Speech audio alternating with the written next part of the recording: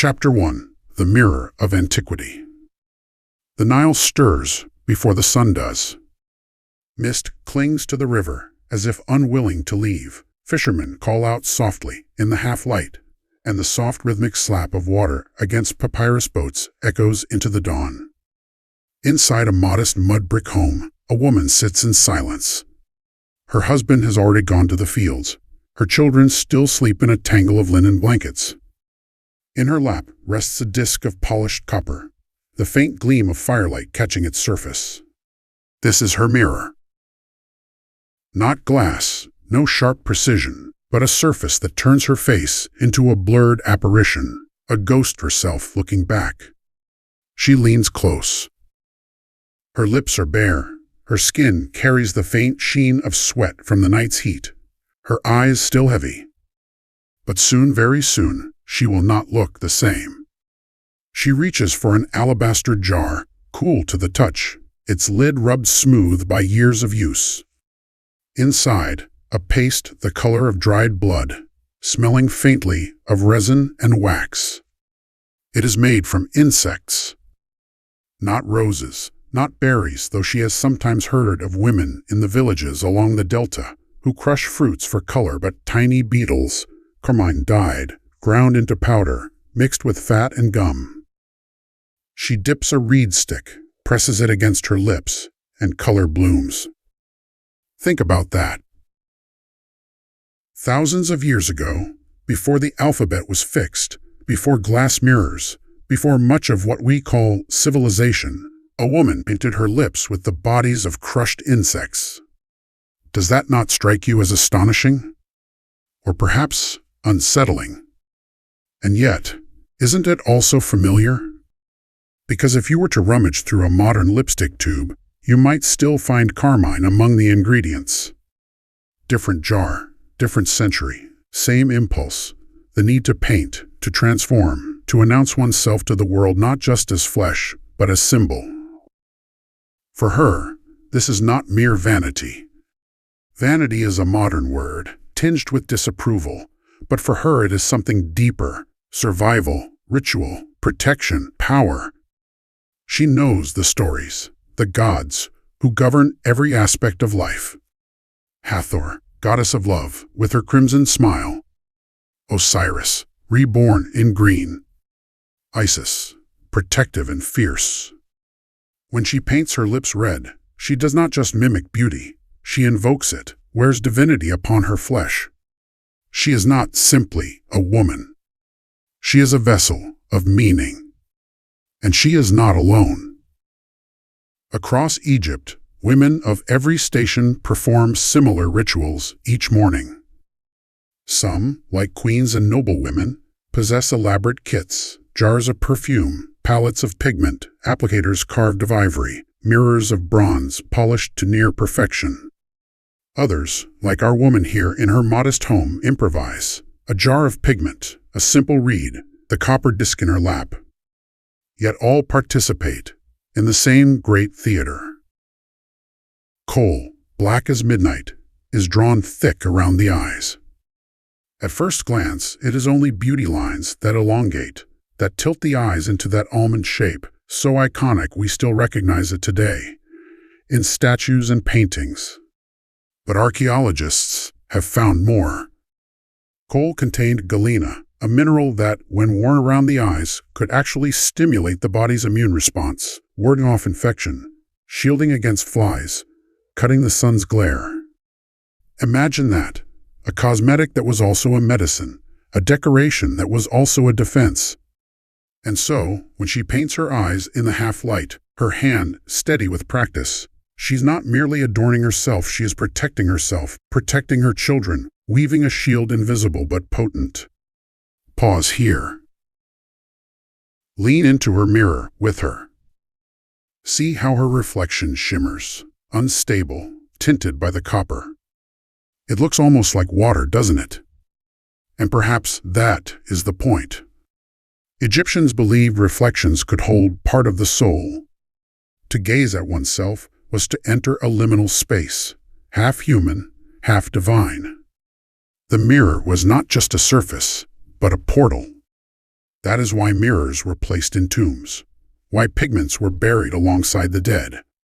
Even in the afterlife, the ritual must continue. The woman before you, painting her lips crimson, her eyes black, knows she participates in something eternal. But why? Why did it matter so much? Because in Egypt, beauty was sacred. Red was vitality, the pulse of blood, the blessing of Hathor.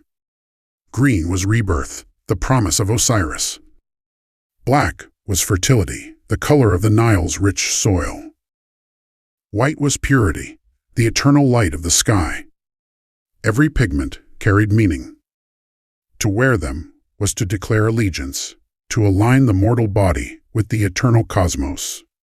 Beauty was theology written on skin. Now imagine the sounds of her preparation. The scrape of pestle against stone as pigment is ground. The soft exhalation as she opens a jar of perfume, thick with oil steeped in lotus or myrrh. The rustle of her linen robe as she shifts on the mat. Outside, the marketplace stirs, merchants shouting the price of fish, donkeys braying, the faint scent of smoke rising from cooking fires. Yet inside, in this little room, she inhabits a world apart. For these few minutes, she is sovereign. In a society ruled by men, where her voice is often unheard, she rules at least one kingdom, the kingdom of her reflection. Isn't that still true today? Do you not feel, when you lean into the bathroom mirror, a similar sovereignty, however fleeting? The moment before the day begins, when your reflection is yours alone, when you can alter it, paint it, mold it into what you wish the world to see. This continuity across millennia should astonish us. We think ourselves modern, but in truth, we are only repeating gestures carved deep into the human soul. The recipes are surprisingly detailed. Red ochre mixed with fat for lips. Malachite ground into fine powder for eyeshadow. Henna boiled with vinegar or dates for nails and hair. Women gathered in courtyards to share them, gossip flowing as easily as pigment. A bride preparing for her wedding day. A mother showing her daughter how to line her eyes. A servant crushing ochre for her mistress and daring, when no one watches, to brush the faintest trace on her own cheeks. These are not trivial details. They are acts of continuity, of teaching, of inheritance. Cosmetics were heirlooms, as much as jewelry or land. And yet, there was danger. Some pigments were toxic. Malachite, though protective in small doses, contained copper. White lead, used in Rome later, damaged the skin and organs. Even coal, depending on its source, could carry risks. But women persisted. Why? Because beauty was worth the risk. Because to be radiant was to survive socially, to attract favor, to command attention. In silence, through pigment, women declared themselves. And though men often mocked them, satirists, sneering about, painted masks, or philosophers, lamenting false appearances, they remained captivated. Beauty was a language men could never stop listening to, even as they pretended to scorn it. Picture her now, finished with her ritual. Her lips shine crimson, her eyes lined black, her skin faintly perfumed. She rises, sets aside the copper disc, and steps outside into the morning sun. Perhaps her husband notices when he returns from the fields. Perhaps her neighbors glance as she passes in the marketplace. Perhaps no one comments at all. But the gods, yes, the gods will notice. That is what matters. We should not underestimate the politics of this. Cleopatra, centuries later, would turn beauty into diplomacy, dazzling Julius Caesar and Mark Antony not only with her wit but with her appearance, her perfumes, her theatrical presence. Perfume and pigment were not luxuries, they were tools of power. And the ordinary woman echoed this on a smaller stage, her home and her community. Beauty was never just personal. It was public. It was communication as loud as speech. And now, step back further. Across time and geography, you will find the same gestures repeated. In Greece, women bleaching their hair with saffron, darkening it with walnut shells. In Rome, painting faces with lead paste, tinting lips with ochre. In Mesopotamia, staining nails with henna. In India, outlining eyes with kajal. In China, reddening lips with crushed petals. The recipes differ, but the gestures remain constant. A hand lifting pigment to lips, a hand blending eyes in shadow, a hand smoothing oil through hair. If humanity has a universal language, it is adornment. The chapter closes as it began, with the mirror. Our woman sets it down, but its reflection lingers. That copper disc, glowing in the morning light, is more than an object, it is a witness. It has seen countless faces lean close, countless hands tremble as they painted, countless whispers of prayer and hope.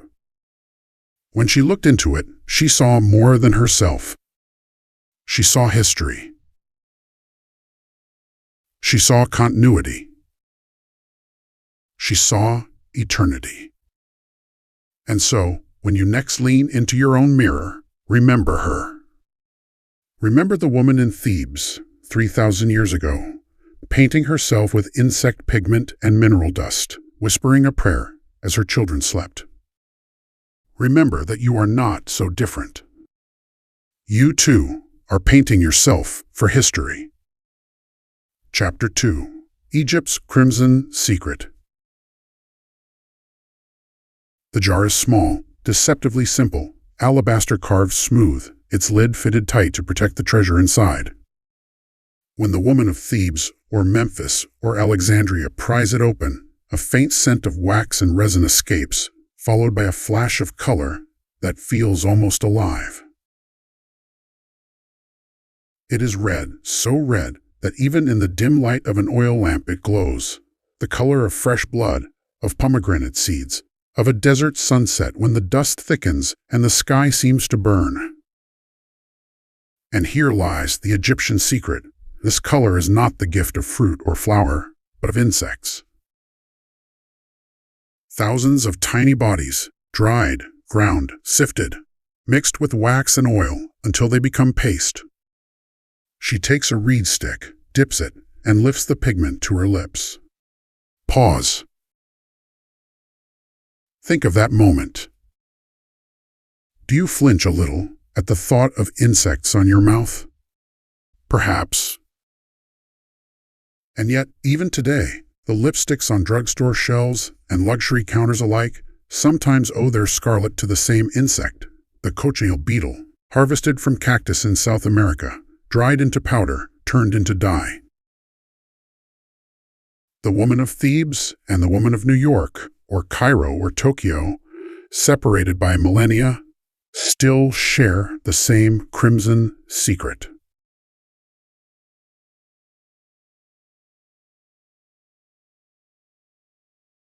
Doesn't that realization make your next lipstick tube suddenly feel heavier, stranger, more historical than it seemed?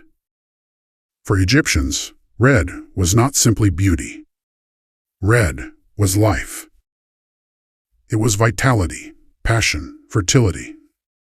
It was the color of Hathor, goddess of love, whose face was often painted in red pigments. It was the pulse of blood, the glow of health. To paint the lips red was to proclaim vibrancy, to declare to the gods and to men alike, I am alive, I am desirable, I am blessed.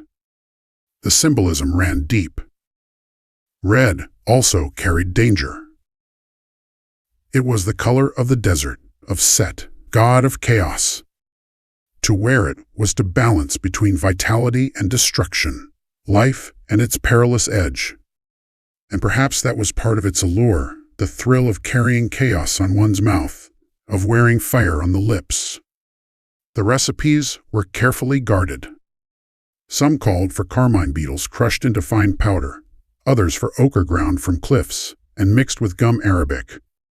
Beeswax gave the paste texture, resin gave it stick, oil gave it sheen. Sometimes a bit of lead oxide was added to brighten the hue, dangerous but dazzling.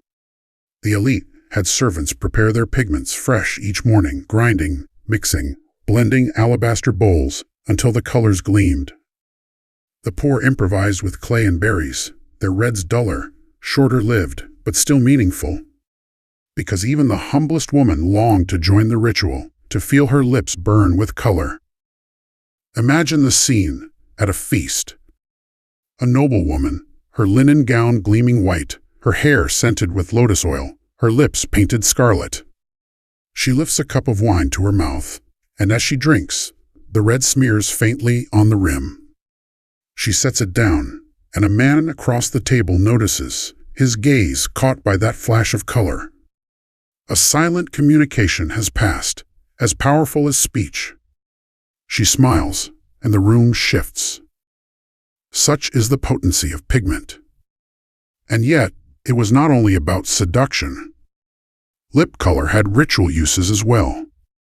Priests and priestesses anointed themselves before ceremonies, painting their lips as part of the costume of divinity. Funerary masks carried red pigments on the mouth to symbolize vitality in the afterlife.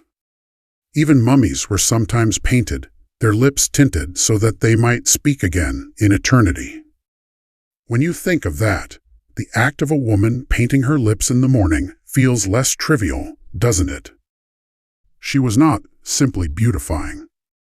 She was participating in a cosmic tradition that stretched from temple to tomb, from dawn ritual to eternal rest. Let us step into the sensory world. Picture the grinding of insects into powder, the faint crackle of tiny bodies breaking under the pestle. The smell, sharp, dry, faintly metallic. Mixed with resin, it becomes sweeter, earthy, a little sticky. When applied, it tastes faintly bitter, waxy, but it lasts. The color stays even under the burning sun, a mark of the recipe's craft. As the woman speaks, her lips glisten. As she laughs, they flash like embers. And when she prays whispering words to Hathor or Isis, those words emerge clothed in color. And here we must step aside and ask, what does it mean to adorn the lips specifically? The lips are the instrument of speech, of prayer, of song, of seduction. They are the threshold between the inside and outside of the body. To paint them is to draw attention to them, to amplify their power. In Egypt, where words were sacred, where spells and prayers carried cosmic weight, to color the mouth was to invest it with force. Imagine chanting a hymn with scarlet lips, or reciting a prayer to the gods, the color itself part of the offering. This was not cosmetics, it was magic. The crimson pigment also carried social weight. Red lips were associated with wealth, with leisure, with the ability to afford exotic ingredients. To appear without color was to appear plain, perhaps poor, perhaps unremarkable. A noble woman without her crimson lips would be as unfinished as a statue without paint. And yet, the very power of red meant it could also be dangerous. Too much, too bold, and whispers might follow. She is excessive, she is scandalous, she is improper. The line between elegance and impropriety was razor thin, drawn in pigment. Do you recognize this tension? It has never disappeared. Even now, a red lipstick can be called bold, daring, scandalous. The judgments linger, echoing across time. The fascination with red extended beyond women. There are traces that men, too, sometimes painted their lips, particularly in ritual contexts. Pharaohs adorned themselves in elaborate cosmetics for ceremonies, their lips tinted as part of their regalia. Because power was never only about decree, it was about spectacle, about embodying divinity through sight, sound, scent, and color. And what better color to signal power than red, the shade of life and death itself? Close your eyes and imagine Cleopatra herself, centuries later. History and myth blend here, but sources describe her mastery of beauty, her ability to make her presence unforgettable. Perfumes that clung long after she had left a room. Eyes lined in black, shimmering with malachite. Lips painted red, glowing under torchlight as she spoke to Caesar, to Antony, to her people. The very air around her became theater. Her beauty was not personal, it was political, a tool as sharp as any sword. And her crimson lips, made from the same crushed insects as our humble woman's jar, carried the weight of empires. Do you see the thread? From a farmer's wife painting her lips in a mud brick home, to a queen dazzling the rulers of Rome, same pigment traveled, the same ritual endured. That is the magic of the Crimson Secret. The ritual of preparation was as important as the result. Women did not simply smear pigment in haste. They sat, they concentrated, they often had attendants help. Mirrors of bronze or copper reflected blurred faces. Servants ground pigments on palettes carved of stone, shaped like birds or flowers. Oils were mixed, perfumes added, experimentation done. It was an act of focus, of meditation, of creation. In those moments, a woman stepped into power. She could not rule armies, she could not write laws, but she could command attention, she could enchant, she could transform herself into something the world could not ignore. And isn't that still true? When you paint your lips red, do you not feel a subtle shift, a flicker of confidence, a sense that the world will see you differently, perhaps even that you will see yourself differently? That sensation is not new. It is ancient, as old as the Nile, as old as Hathor's smile. The crimson pigment's endurance across centuries speaks to its power. Archaeologists have found jars still containing residue of red paste, thousands of years old, their color vibrant even now. Imagine opening a tomb and finding a pot of lipstick, untouched, waiting, its color ready to be worn again. Doesn't that make your own makeup drawer feel suddenly less mundane, more like an archive of future archaeology? So let us return to our woman. Her lips are painted, her eyes lined, her face perfumed. She steps outside into the sun. The marketplace bustles. A neighbor glances and sees her crimson smile. A child laughs and sees his mother glowing. A priest passes and sees a woman aligned with Hathor. She herself feels the waxy weight, the faint bitterness, the warmth of the sun on her painted skin. And she knows she is not invisible. She is marked. She is radiant. She is part of a tradition that stretches from dawn to eternity. This is Egypt's Crimson Secret.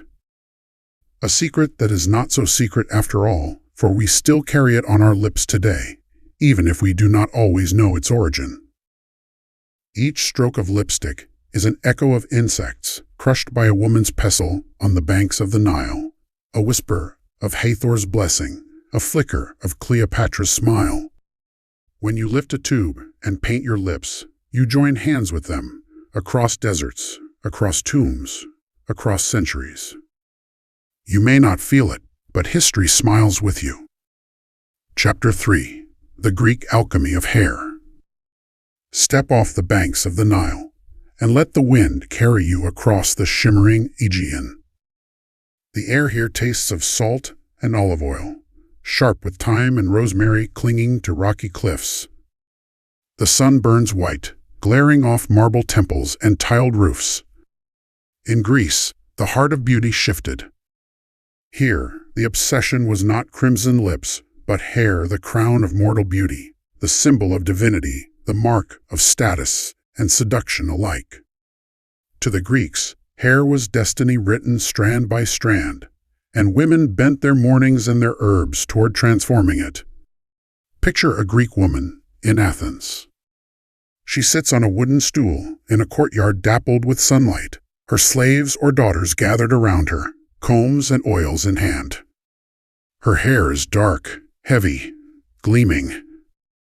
Yet she longs for it to be lighter, brighter, kissed by the sun, because golden hair was the ideal. In the plays of Euripides and Sophocles, heroines are praised for their flaxen locks. In statues, the gods themselves are often carved with hair that gleams like bronze or wheat. To be golden-haired was to be touched by Aphrodite, to shimmer with divine allure. But golden hair was rare among the naturally dark-haired Greeks. And so, they turned to alchemy. They brewed saffron into a wash, steeping threads of the costly spice until the water turned deep gold, then massaging it into their hair under the blazing sun. Some added vinegar or honey to bleach further, letting the heat intensify the process. The hair lightened gradually, strands turning from black to chestnut, chestnut to amber, amber to the precious shade of gold. It was not easy. It required patience, repetition, endurance under the punishing sun. But the result, when it worked, was worth every moment. Now close your eyes and imagine the smell. Saffron, pungent and sweet, mixed with vinegar's sting, honey's stickiness, olive oil's grassy smoothness. The scent clings to the air as women sit in rows, their heads glistening under the noonday blaze. They chat, they laugh, they complain of the sting in their eyes, the heat on their necks. But they endure, because they are not simply lightening their hair. They are drawing themselves nearer to the divine.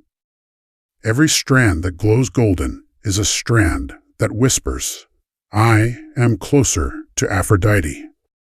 Not all, of course, sought light. Some longed for the depth of night. For them, walnut shells were crushed, leeks boiled, herbs steeped into dark dyes. The mixture, pungent and earthy, was massaged into the scalp, staining strands until they shone black. Black hair suggested mystery, allure, dignity. It was not lesser than gold, it was simply different, another signal in the language of beauty. Sage, rosemary, and myrtle infused rinses that darkened and perfumed at once, so that a woman's hair carried not only color, but scent. And then there was the question of texture. Greek women did not leave hair to chance. They braided, curled, knotted, piled high with ribbons and pins. The styles changed with fashion, sometimes simple, sometimes extravagant. But always, hair was a statement. Walk into a symposium, a gathering of men debating philosophy, while women served wine, and behind the laughter, the smoke, the harp music, you would notice the shimmer of women's hair in the lamplight. Blonde curls gleaming, dark braids swinging, the scent of herbs lingering as strongly as perfume. Beauty was not an afterthought, it was the stage. Here, I must break the fourth wall. Think of your own hair. How many hours have you spent washing, combing, dyeing, cutting, styling? How many products sit in your bathroom cabinet, promising shine, volume, silkiness? Does it not feel strangely familiar to imagine a Greek woman 2,000 years ago sitting under the sun with saffron dripping down her back, hoping for the same result? We are them, and they are us. Only the recipes differ. Hair, like lips in Egypt, carried social and moral weight. Blonde was celebrated in poetry, yes, but it could also be dangerous. Too light, too bright, and whispers spread. She is trying too hard. She is unnatural. She is vain. Too dark, and others murmured. She is dour, unremarkable, severe. The tightrope was delicate. Philosophers even weighed in, Xenophon and Plato, musing on beauty's role in virtue, while comic poets mocked women for their endless hair treatments. Men scoffed, but men noticed. The contradiction was eternal. Religious symbolism deepened the ritual. Aphrodite, goddess of love, was imagined with golden hair cascading like sunlight. To dye one's hair blonde was to honor her, to channel her. Dionysus, god of ecstasy, was depicted with dark, curling locks. To wear hair in his likeness was to invite his madness and joy. And in funerary art, the hair of the deceased was often painted carefully, preserved as an emblem of identity. Hair was not vanity. It was theology. Imagine the process of preparation for a festival. Women gather in courtyards, chatter rising like birdsong. Bowls of dye are passed, combs dip into oils, strands are twisted and pinned. The air is thick with the smell of herbs and the sound of laughter. A girl of 12 watches her mother bleach her hair with saffron and thinks, soon I too will glow. An older woman massages rosemary into her scalp, murmuring a prayer. Slaves weave braids into their mistress's hair, fingers quick, practiced, precise. Each head becomes a tapestry of color and scent. And as they walk to the festival, torches burning, flutes playing, the crowd sees not individuals but a sea of shimmering crowns, each strand speaking a silent language of status, desire, and devotion. And then, of course, there were wigs. Imported from elsewhere, fashioned from human hair or plant fibers, wigs allowed women to transform instantly. A dark-haired matron could appear as a golden-haired maiden. A widow could cloak her grief in elaborate coils. A courtesan could reinvent herself nightly, dazzling suitors with ever-changing styles.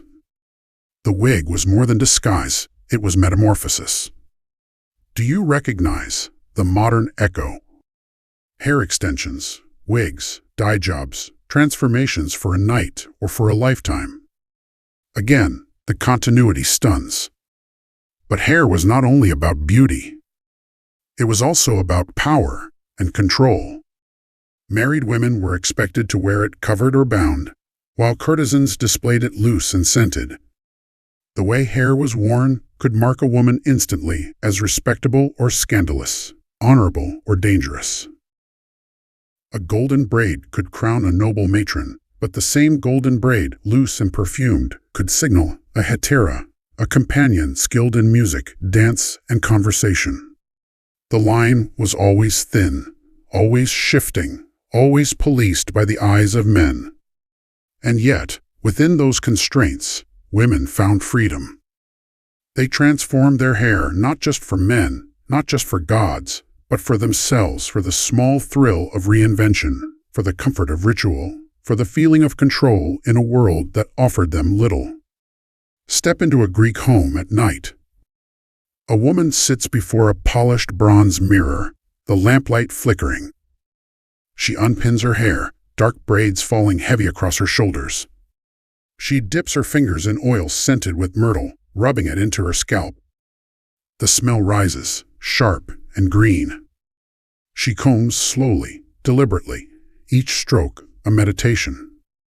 Tomorrow she may bleach, she may braid, she may perfume. But tonight, in the quiet, it is just her and her hair and her reflection. A private ritual, intimate and eternal. And I ask you, is that not us still? When you run your fingers through your hair at night, when you wash it, dry it, style it, do you not feel the same quiet intimacy, the same mixture of frustration and satisfaction, the same flicker of power? The gestures echo, unchanged across time. The Greek alchemy of hair was not a trivial pursuit. It was art, theology, social code, seduction, ritual. It was a way for women to write themselves into the world, strand by strand, color by color, braid by braid. And in every saffron rinse, every walnut dye, every comb dipped in oil, there was a whisper of defiance. I will not be invisible. I will be seen. I will shine like a goddess. Chapter 4. Rome's Painted Faces. Rome wakes loudly. Not with the hushed mist of the Nile, not with the olive-scented breeze of Greece, with clamor boots on cobblestones, vendors shouting pain. Vino. Olio. From crowded stalls, the shriek of metal striking metal as artisans hammer bronze in cramped workshops. The air smells of smoke, roasted garlic, leather, and sweat. Rome is not subtle, it is thunder. And into this thunder steps the Roman woman, preparing herself with paint, powder, and perfume, not for quiet ritual, but for spectacle. For if Egypt made beauty sacred, and Greece made it divine, Rome made it theatrical. Imagine a patrician matron in her domus, a sprawling townhouse with painted walls and mosaic floors. She reclines on a wooden stool as two slaves fuss over her. One holds a mirror of polished silver, steadier than the Egyptian copper, catching a clearer reflection. Another grinds pigment on a marble slab, the sound rhythmic, persistent. A box rests nearby, a beauty chest filled with tiny vessels, bronze tweezers, ivory combs, brushes carved from bone. To us, it looks like a kit of tools. To her, it is a battlefield arsenal. Because in Rome, cosmetics were weapons. Let us start with the face. Pale skin was prized, pale as marble, pale as untouched silk. It signified wealth, proof that a woman did not labor under the sun in fields or markets. And so women smeared their faces with cerussa, a paste of white lead and vinegar. It clung thick, chalky, smooth, transforming the face into a mask of aristocracy. The danger was slow, insidious lead seeping into skin, poisoning blood, leaving scars that demanded more paste, more layers, more mask. Yet women persisted. The risk was worth the reward. To appear pale was to appear noble, delicate, removed from toil. But whiteness alone was not enough. The cheeks must flush. Red ochre ground to powder was brushed onto cheekbones, sometimes mixed with wine sediment for richness. The lips, too, were painted with dyes of cinnabar, madder root, or even imported exotic pigments from the East. Imagine the look, a face white as moonlight, cheeks burning, lips glowing red. Against dark Roman eyes and hair, the contrast was dramatic. And Roman life adored drama. The eyes, the eyes were crucial. Women lined them with soot, with antimony powders imported from the East, even with the same kohl that Egyptians had perfected centuries before. The goal was not only enlargement, but intensity. A gaze that pierced across the atrium, that lingered in candlelight, that made men stumble over their words. Eyelashes were darkened with burnt cork, eyebrows thickened with soot and resin. Pliny the Elder himself complained about these practices, scoffing that women painted themselves into illusions. But if men mocked, it was because they noticed. Always because they noticed. Perfume completed the performance. Roman women adored scent with an almost reckless passion. Oils steeped with roses, saffron, cinnamon, myrrh, spikenard. Imported amphorae from Arabia and India filled storerooms, their contents worth fortunes. A woman might anoint her hair, her wrists, her clothing, her very walls with perfume, until her presence filled every corner of a room long after she had gone. Martial, the poet, mocked them. She reeks of perfume before she arrives. But again, mockery reveals obsession. The more men complained, the more power scent must have carried. Now imagine the sensory world of preparation. The matron sits as layers are applied. The lead paste is cool and heavy on her skin, cracking faintly as it dries. A slave brushes red powder onto her cheeks. It smells faintly metallic, earthy. Another tints her lips. The paste tastes bitter, almost acrid, but she bears it. Kohl stings as it touches her eyes, making them water briefly before the tears settle and the pigment sets. The air is thick with perfume, heady and sweet, masking the harsher odors of the city outside. Her reflection in the silver mirror sharpens no longer a woman just risen from sleep, but a figure sculpted into myth, a living statue of painted marble. And yet here lies the Roman paradox. Cosmetics were adored, but also condemned. Philosophers and moralists raged. Seneca sneered that painted women were dishonest, deceiving men with false appearances.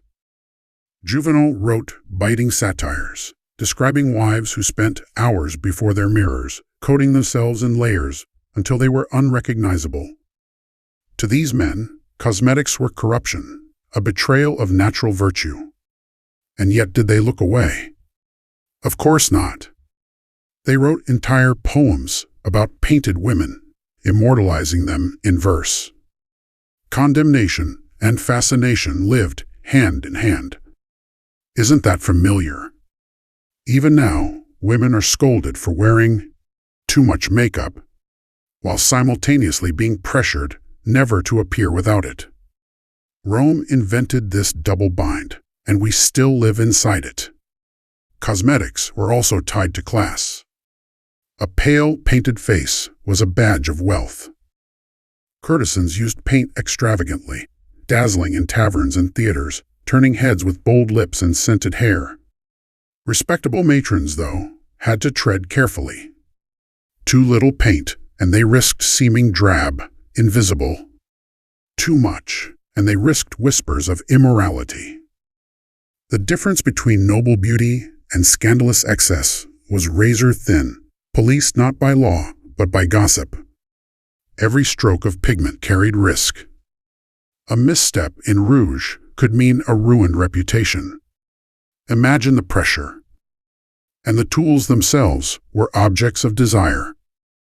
Archaeologists have found delicate glass bottles still stained with red, bronze applicators, ivory combs, tiny mirrors engraved with mythological scenes. These were treasures, heirlooms, symbols of status. To own a beauty chest filled with imported perfumes and pigments was to declare oneself among the elite.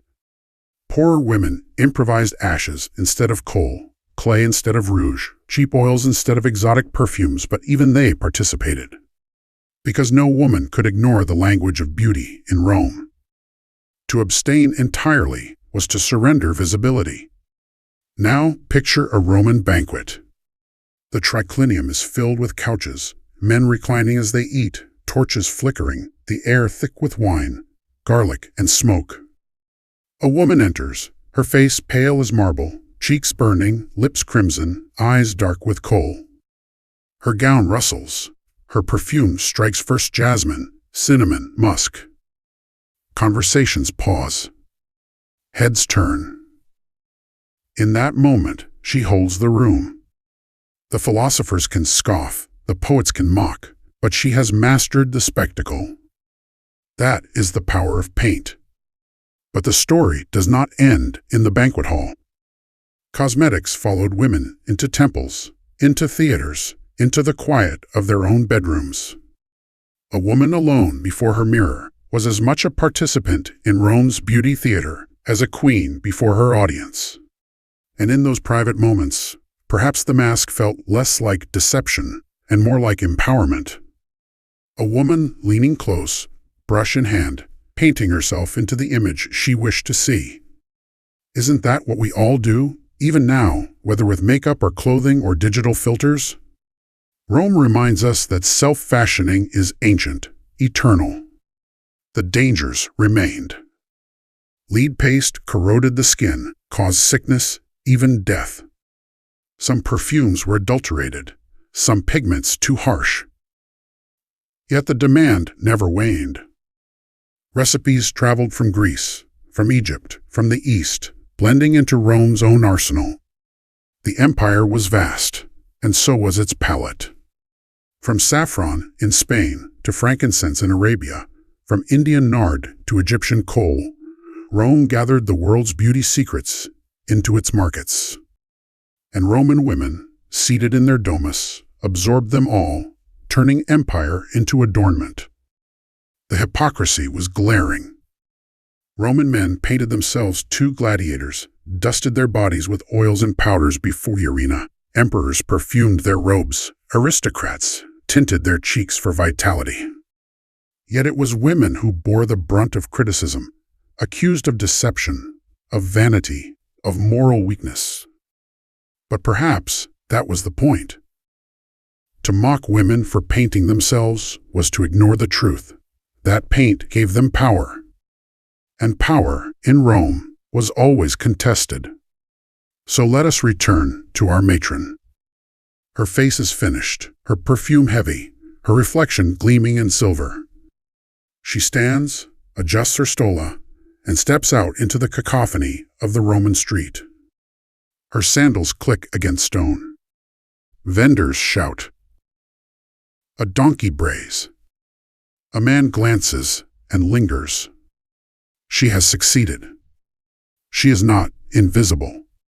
She is painted into Rome's great theater, her face a mask of marble and flame, her body a vessel of scent and color. She knows the risks, the whispers, the dangers. But she also knows this: without paint, she would be overlooked. With it, she is unforgettable. And so, Rome's painted faces haunt us still. Every compact, every tube, every brush we lift today is an echo of cerussa and kohl, of rouge and perfume. The moralists still sneer, the poets still mock, the world still judges. But the mirror waits, as it always has. And when you lean into it, brush in hand, remember you are not deceiving. You are participating in a theater older than empire. You are painting yourself into history. Chapter 5. The Dangerous Beauty. Danger in beauty is not a modern invention. Long before glossy magazines whispered warnings about chemical relaxers, long before dermatologists scolded us for tanning beds or hairsprays or injections, ancient women were already risking their health for radiance.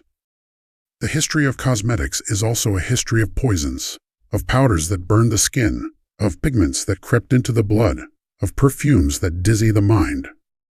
But here is the truth. They knew, at least some of them knew, and they kept painting anyway.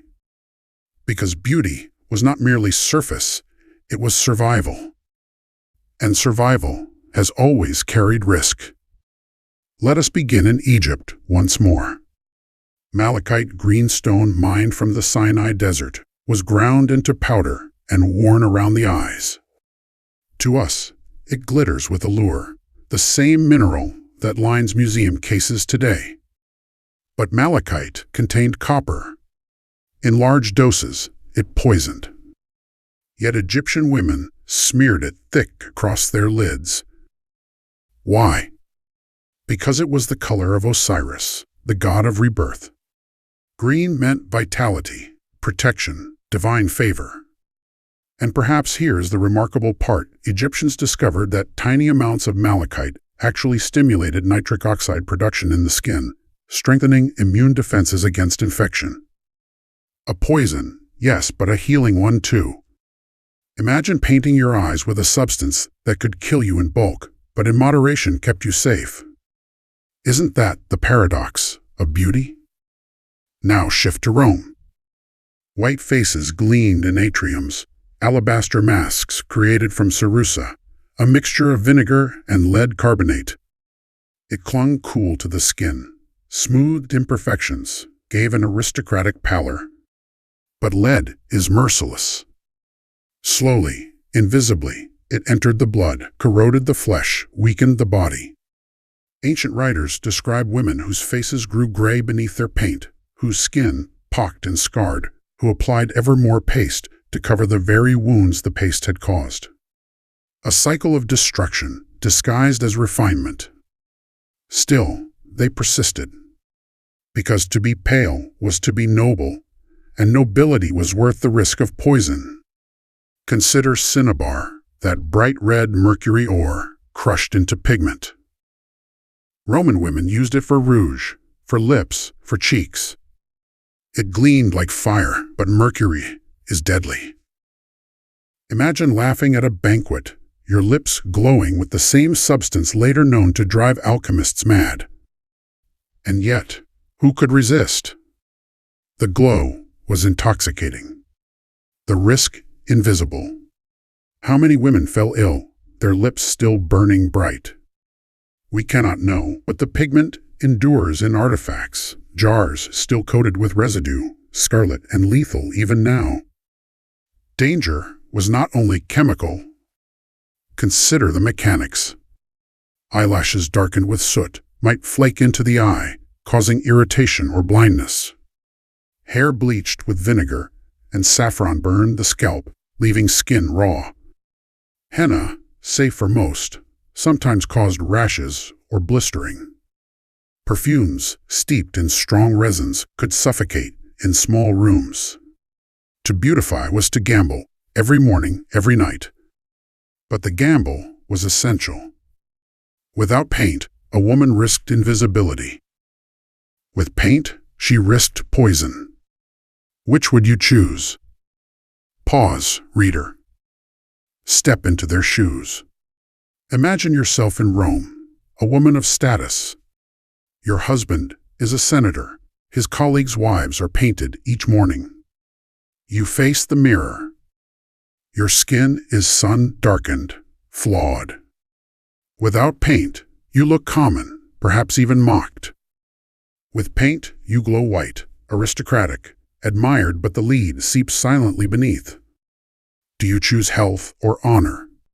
What would you do? What do we still do? Have you not stood before your own mirror and chosen a sting, a burn, an ache for the sake of beauty? The wax of a strip, the peroxide of a dye, the sting of retinol, the pinch of high heels. The gestures echo, the trade-off eternal. Ancient men noticed, of course. They sneered. They wrote satires of women poisoning themselves with vanity. But did they stop admiring? No. The contradiction was sharp. Men mocked women for painting, but expected them painted. They scolded, but they gazed. Isn't that the cruelest demand? To be flawless, without effort, natural but perfected, barefaced but radiant. The very double bind that haunts beauty still today. Rome did not invent it, but Rome perfected it. The danger extended beyond individuals. Consider the supply chain. Pigments mined in dangerous shafts, slaves inhaling poisonous dust as they hacked malachite or cinnabar. Oils and perfumes shipped across seas, their transport perilous, their demand insatiable. Every jar of paste on a Roman vanity was built on risk, not only for the wearer, but for countless unseen hands. Beauty was never bloodless. It was carved from earth, soaked in sweat, sometimes in death. And yet, the mirror demanded it. The gods demanded it. Society demanded it. And women obeyed not from weakness, but from recognition. To refuse would be to vanish. But not all dangers came from chemistry or labor. Some were symbolic, moral, reputational. A painted face risked whispers.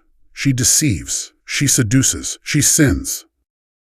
Priests condemned cosmetics as vanity, philosophers as corruption. In early Christian texts, painted women were warned of damnation, their cosmetics cast as tools of the devil. To paint was to risk not only body but soul. And yet they painted still.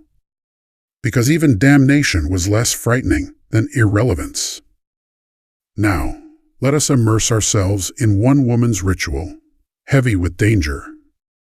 A Roman courtesan prepares for evening. Her chest is open, jars scattered. She grinds cinnabar, the powder staining her fingers red. She mixes it with grease, spreads it on her lips. Bitter taste, metallic tang. Next, cerussa, a white paste. Cool, thick, chalky. She smears it over scars left by last week's applications, covering the very damage it caused. Her eyes sting as soot dust falls in. Her scalp burns from vinegar bleaches. Perfume clogs her breath. And yet, when she stands, she is radiant. Men will stare. Coins will flow. Power, however fleeting, will be hers. She pays in pain, in poison, but receives in attention, in survival. It is a bargain she accepts. And in this, do we not glimpse ourselves? When women risk chemical relaxers despite warnings, when they endure botched injections, when they choose short-term glow over long-term safety, are they not echoing Rome's bargain? When beauty is tied to worth, to livelihood, to visibility, danger becomes tolerable, even desirable. Because risk is temporary, but obscurity feels eternal. Archaeologists unearth jars of pigment still deadly after millennia, powders that could sicken if touched. Museums lock them behind glass. And yet, we cannot look away. They are beautiful still, gleaming scarlet, shimmering green. Danger has a lure. Perhaps that is part of beauty's essence, that the closer it flirts with destruction, the brighter it burns. So let us not patronize the ancient women who painted with poison. They were not foolish. They were strategists, survivors, artists of the self. They knew the stakes. They chose to gamble. And through their gamble, they remind us that beauty is never safe, never neutral. It is always risk, always danger, always power. As this chapter closes, picture again the woman at her mirror. Her face is pale, her lips red, her eyes dark. The poison seeps silently, but she smiles. She knows she has achieved transformation. She knows she has become unforgettable. And perhaps that, in the end, is worth every drop of danger. Chapter 6. The Perfumed Hour. If sight was painted with pigment, then scent was painted with time. Before powders and rouges, before coal and lead paste, there was perfume.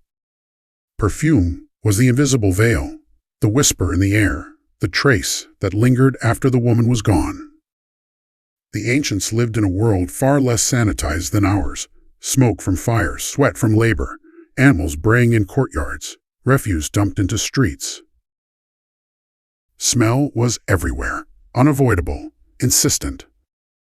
And so, to cloak oneself in fragrance was not trivial, it was transformation, an act of divinity, an escape. Perfume was both mask and revelation. Step first into Egypt, where the perfumed hour began. Imagine a woman at twilight, the desert cooling after the day's blaze. She lifts a cone of perfumed wax, yes, a cone, shaped from fat infused with myrrh, cinnamon, lotus, cardamom. She places it on her wig, or directly on her head, and as the night deepens, the cone melts slowly, trickling down, releasing fragrance that clings to her hair, her shoulders, her robe. At a banquet, the air becomes heavy with it. Rows of men and women with wax cones slowly dripping, perfuming the hall until the very walls seem scented. Doesn't it sound decadent? To modern ears, even strange. But in that sticky trickle of melting wax lay luxury, status, the power to command the air itself. The Greeks refined it. They spoke of perfume with reverence, tying each scent to a god. Rose was for Aphrodite, sharp and sweet. Bay laurel for Apollo, bright and cleansing. Myrtle for Demeter, earthy and maternal. Perfume was theology bottled. A woman rubbing oil into her skin was not merely moisturizing. She was aligning herself with divine favor, calling the gods to her body. Sappho wrote of girls anointed with scented oil before marriage, their limbs gleaming, their very skin speaking of desire and fertility. Imagine the glow of lamplight on such skin, the smell of roses rising with each movement, a ritual more intimate than clothing, more lasting than paint. And then Rome, Rome, adored perfume with ferocity. To walk into a wealthy Roman's home was to drown in fragrance. The atrium smelled of imported frankincense, the bedrooms of spikenard, the baths of saffron, the banquet halls of cinnamon. Martial mocked women whose scent could be detected before they arrived. He joked that their perfume announced them louder than their voices. But mockery hides obsession. Perfume in Rome was excess turned art. They imported it from Arabia, from India, from Africa, caravans of resins and oils carried across deserts and seas. Amphorae filled with liquid scent were treasures as valuable as gold, displayed proudly, poured generously, wasted extravagantly. Picture the Roman woman's morning. She sits as a slave, massages oil into her skin, working it into arms, legs, shoulders. The oil is thick, infused with saffron and roses. Another slave braids her hair, rubbing it with myrtle oil so it shines, and releases fragrance with every movement. By the time she steps into the atrium, she is enveloped, cloaked, transformed. No need to speak. The air carries her presence. Imagine the impact in a crowded forum, a banquet, even a temple. The hush that follows as scent announces what words need not. Perfume was theater, just as much as paint. Now pause. What does it mean to claim the air? Beauty we often think of as visual faces, bodies, clothing. But smell is different. It invades.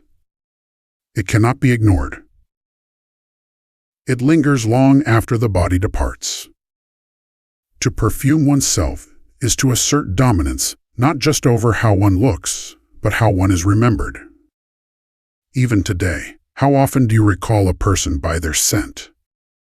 A lover's perfume on a jacket, a grandmother's lavender, a stranger's cologne that still lingers on a staircase. Smell haunts memory. And the ancients knew this.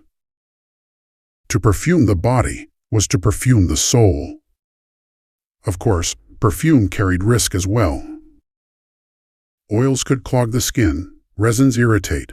Exotic imports were sometimes adulterated with rancid fat or toxic additives.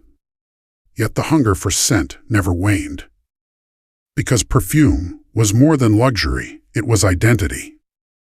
The poor might use olive oil rubbed with herbs, the middle classes saffron or myrtle, the wealthy exotic blends of cinnamon, frankincense, and nard. Each scent declared status, just as much as a jeweled ring or a silk garment. And perfume was not just for the living. Tombs were filled with it, amphorae sealed, cones of wax buried alongside bodies.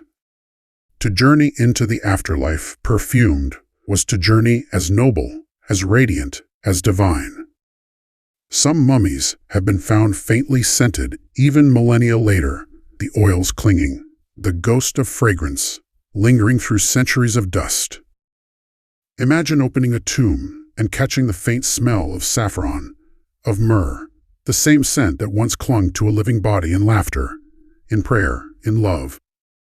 Isn't that eerie? To inhale across time, to share a breath with the ancient dead. Perfume also signaled morality. In Greece, some philosophers sneered that men who wore too much were decadent, effeminate. In Rome, women risked whispers of immorality if they reeked of strong perfumes, yet courtesans wore them lavishly, embracing the scandal as part of allure. Respectable matrons had to walk a careful line, enough perfume to appear polished, not enough to invite judgment. Always the double standard. Always the razor's edge. But perfume was also medicine. Oils infused with herbs were rubbed to soothe wounds, to relax muscles, to ward off disease. Myrrh disinfected, frankincense cleared lungs, cinnamon warmed the body. To anoint with perfume was to heal as much as to beautify. The line between medicine and adornment blurred, vanished. A mother massaging oil into her daughter's hair might be caring for her health as much as her beauty. Now close your eyes. Imagine entering a Roman bath. The steam rises, thick and fragrant. Men and women sit in pools, their skins shining with oil, their bodies perfumed. Slaves walk between them, carrying amphorae of rose oil, saffron oil, cinnamon oil, pouring, rubbing, massaging. The room hums with conversation, with laughter, with the splash of water. But above all, it smells intoxicating. Sweet, spicy, musky, overwhelming. To enter is to surrender not only your body to the bath, but your senses to the perfume. The perfumed hour is immersive, total.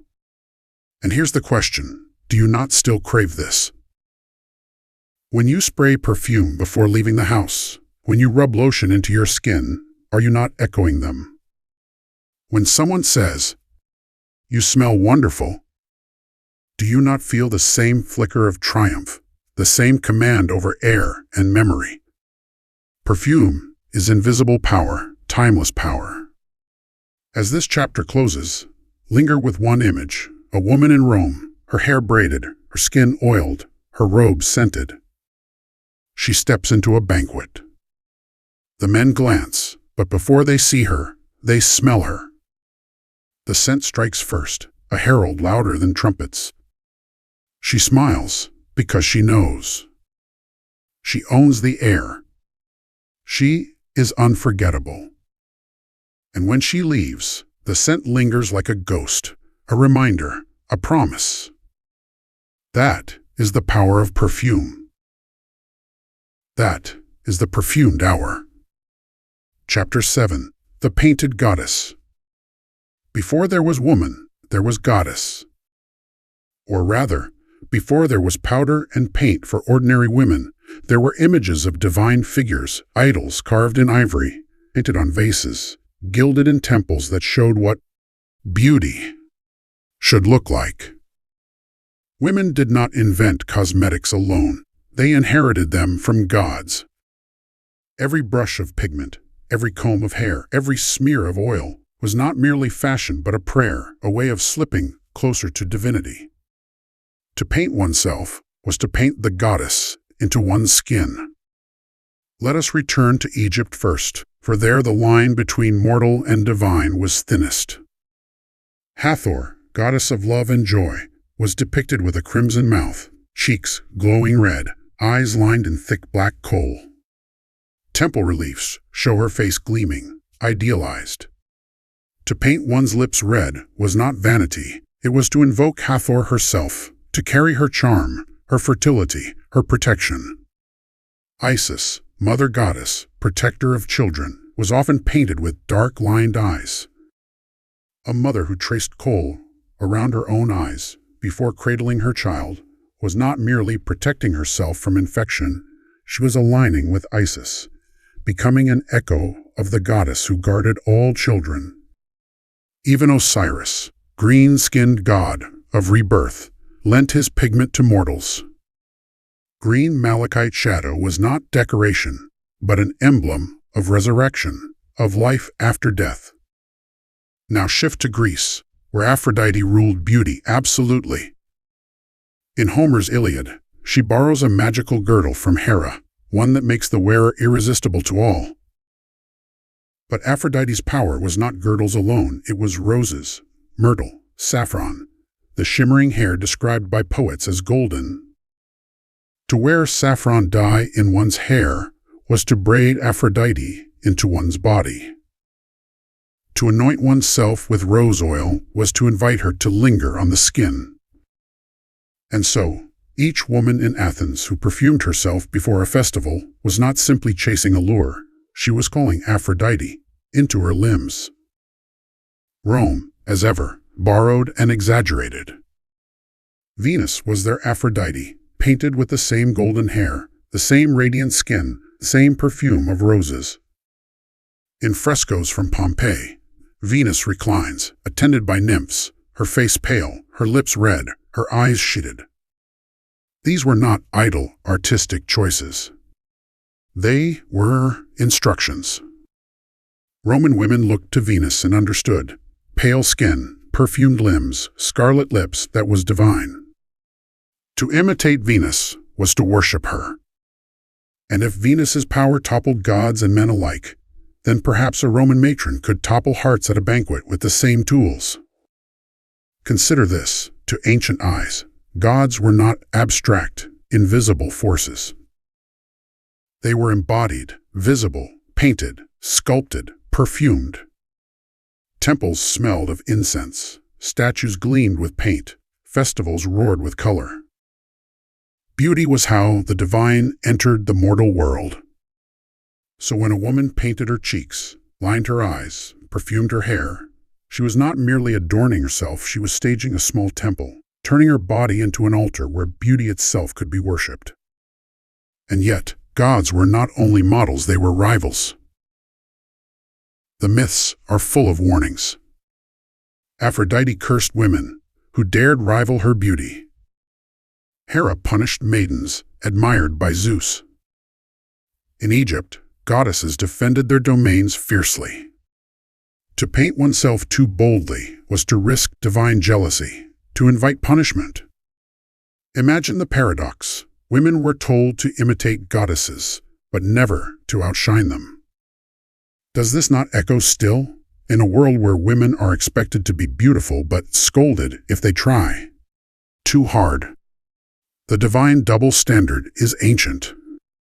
The divine connection explains the persistence of cosmetics, even in times of austerity or condemnation. When philosophers mocked painted women, when priests thundered against rouge and kohl, women persisted because they knew these were not tricks, these were prayers. To strip away pigment was to strip away protection, to offend the goddess whose image one embodied. Better to endure satire than divine displeasure. Better to be mocked by men than forgotten by gods.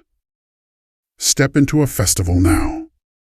In Athens, women prepare for the Panathenaic procession. The air smells of roasted meats, of incense rising from altars. A girl sits as her mother braids her hair, weaving saffron threads through it. Another applies rose oil to her arms, the perfume sweet, intoxicating. Cheeks are pinched to flush red, lips tinted faintly. As they walk in procession, carrying offerings, their bodies are painted hymns.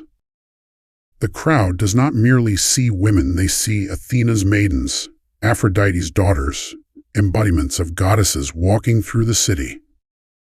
Or step into a Roman temple of Venus. Women leave offerings of mirrors, combs, jars of rouge. Imagine a marble altar crowded with cosmetics, the smell of perfume rising as incense. A woman kneels, her lips painted red, and whispers a prayer for love, for fertility, for beauty. She leaves her alabaster jar as an offering, a gift of her own weapon to the goddess who armed her. These were not trifles. They were sacraments. But the divine link had darker edges. In some myths, beauty was dangerous, precisely because it was divine. Helen of Troy, described as daughter of Zeus, was so radiant that her face launched 1,000 ships. Her beauty was framed as godlike and catastrophic. Cleopatra, though real, was described in near-mythical terms by Roman writers: perfumed sails, kohl-lined eyes, lips like flame. Her beauty, too, was cast as divine and dangerous enough to topple empires. To paint oneself into a goddess was powerful, yes, but power is always perilous. Now pause with me. What does it mean, really, to paint like a goddess? Imagine yourself before a mirror. You draw a line of kohl, and suddenly your eyes tilt into that divine almond shape. You press rouge to your lips, and they glow like Hathor's smile. You braid your hair with saffron, and it shines like Aphrodite's crown. Do you not feel a flicker of transformation, a sense that you are more than yourself, that you carry something larger, older, more powerful? That flicker is the divine. That is why the ancients painted. Not only for men, not only for society, but for themselves, to touch godhood for a moment, to embody myth in flesh. Archaeology bears this out. Cosmetics were not only found in homes, but in temples, in tombs. Tiny jars of rouge placed beside statues. Kohl pots buried with the dead. Perfume amphorae left as offerings. These objects were not abandoned luxuries. They were sacred continuities. If a woman painted herself in life, she must paint herself in death. If she perfumed her skin for festivals, she must perfume it for eternity. To deny her cosmetics would be to deny her soul's identity. And so, the goddess lingered on every mirror, every comb, every jar. When a woman gazed into her reflection, she did not see only herself, she saw Hathor, Aphrodite, Venus, Isis, Athena. She saw a lineage of divine beauty stretching behind her, guiding her hand. She painted not only her face, but the face of a goddess onto her skin. Think of this the next time you watch someone apply makeup slowly, reverently, as if in ritual. The quiet concentration, the steady hand, the intimate silence, it is not so different from prayer. Isn't that astonishing? That a gesture you thought was trivial might be the oldest form of worship, repeated daily across millennia. So as this chapter closes, leave with one image: a woman in antiquity leaning over her mirror, brush in hand, whispering a prayer under her breath. The rouge is red, the kohl black, the oil fragrant. She paints, she perfumes, she braids. And when she rises, she is not merely herself, she is the goddess made flesh. And the world, watching her walk into the light, sees not a woman, but a miracle of beauty. Chapter 8. Secrets of the Courtesans. Respectable women walked a careful line with beauty. Too little paint, and they risked fading into invisibility. Too much, and they risked scandal, whispers, condemnation. But there was a class of women who did not fear scandal, who made scandal their currency, who wielded beauty not cautiously, but as a weapon sharpened daily. These were the courtesans, the hetairai of Greece, the entertainers of Egypt, the courtesans of Rome. Their names survive in fragments of poetry, in biting satires, in scandalized letters, because they turned cosmetics into theater, perfume into provocation, and adornment into survival. Picture Athens by torchlight. A symposium, a gathering of men, reclining on couches, drinking wine, listening to music and philosophy. Respectable wives are nowhere in sight. They remain home, their beauty reserved for private spaces. Instead, the room fills with hetairai-educated companions, dancers, musicians, lovers. They are not bound by the same rules. They may sing, speak, debate, dazzle. And they do. Their hair gleams, dyed with saffron, curled in elaborate coils. Their lips glisten with pigments, darker, richer, bolder than a matron would dare. Their eyes are lined in kohl, their fingers stained with henna. Perfume clings to them so heavily that even the smoke of burning pine cannot mask it. They are spectacle incarnate. But their beauty is not vanity. It is armor. For Hetaerai lived precariously outside the protection of respectable marriage, dependent on the patronage of men. To captivate was survival. Every gesture mattered. The tilt of the head to release a whiff of perfume. The gleam of golden hair in lamplight. The flush of rouge on cheek as she leaned close to laugh at a man's joke. Cosmetics were not optional. They were tools as sharp as wit or music. To neglect them was to risk hunger. And here's the paradox. Philosophers mocked women's cosmetics as deception, yet they praised the Hetaerai, who used them skillfully. Socrates himself conversed with Aspasia, a famous courtesan, whose beauty was sharpened by intellect and adornment alike. She was criticized, yes, but also respected, envied, remembered. Respectable wives, by contrast, remain nameless, faceless in the historical record. Isn't that curious?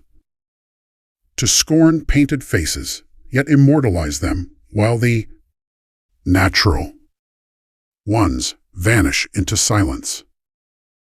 Perhaps the courtesans understood a truth others would not admit. Beauty was power, and power remembered is power multiplied. Shift now to Rome. Courtesans' meretrices were everywhere in the city, from cheap taverns to the chambers of senators. The poor ones painted crudely, smearing ash for shadow, chalk for pale skin, red clay for lips. But the elite courtesans, the companions of poets and politicians, cultivated refinement. They imported perfumes from Arabia, tinted their cheeks with expensive cinnabar, bleached their hair with saffron until it glowed. They were condemned in poetry, as excessive, as corrupting, as extravagant. And yet how many poets would have an audience at all without the allure of their courts and muses? Catullus, Propertius, Ovid all wrote verses to painted lovers, immortalizing their beauty even as they sneered at it. The courtesan's painted face was not only a performance for men in rooms, it was a performance for eternity, preserved in literature, carved into the memory of culture itself.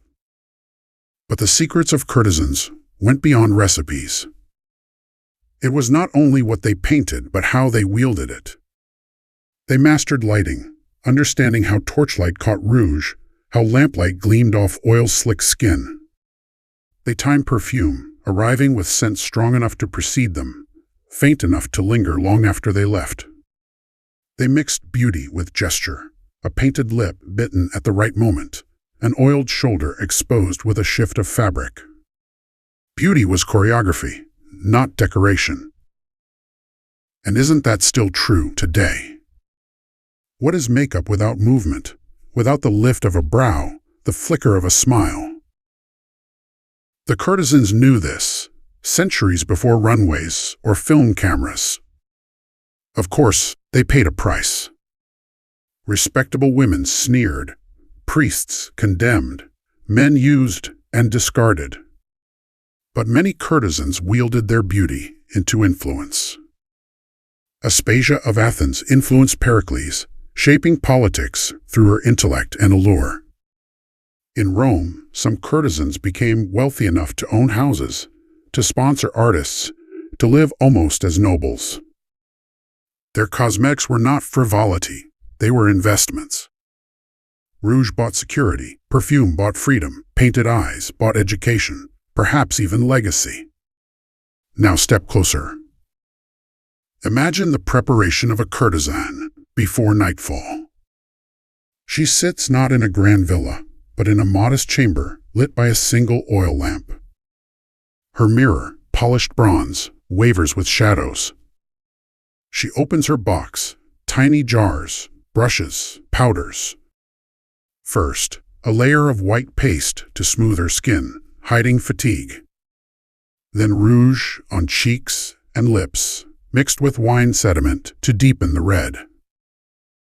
Kohl drawn thick around eyes, lashes darkened with soot. Her hair combed and oiled with saffron, curled into ringlets that gleam. A dab of myrrh oil on her wrists, cinnamon on her neck. She exhales, studies her reflection. She does not see herself, only she sees survival, currency, stagecraft. She is ready to walk into a symposium where men will laugh too loudly, drink too deeply, but where she will shine. Every glance she receives, every murmur of admiration, translates into coin, into safety, into another night secured. Her face is painted, yes, but more than that, it is armored. Do you feel sympathy? Or envy? Or perhaps recognition? Because is this so different from the woman today who prepares for an interview, a date, a performance? Who applies concealer over exhaustion, red lipstick for confidence, perfume to steady herself? We like to pretend that cosmetics are frivolous, optional, shallow.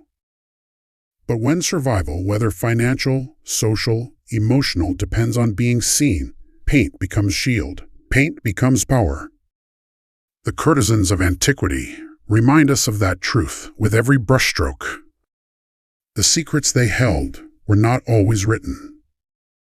Recipes whispered from one courtesan to another, passed like contraband.